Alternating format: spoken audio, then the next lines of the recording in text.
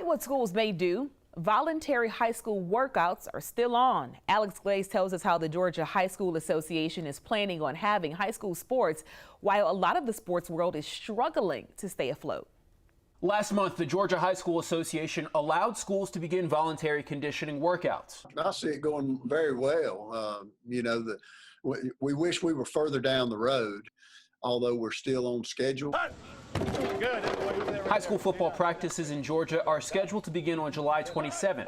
Other fall sports are scheduled to begin on August 1st. I'm confident that we're going to have sports. That's what our goal is. States around the country are dealing with the COVID-19 pandemic differently. Governor Bill Lee of Tennessee has already banned contact sports until August 29th. In Georgia, Dr. Hines says GHSA will continue to monitor the data as they make decisions to lighten restrictions and eventually get to playing football. Testing has been a critical tool for college and professional sports teams as they started back up. When it comes to testing every high school in Georgia, that's not fiscally possible. Testing, those are local decisions. Those are individual decisions. The Georgia High School Association does not have a testing program. Those would be unfunded mandates.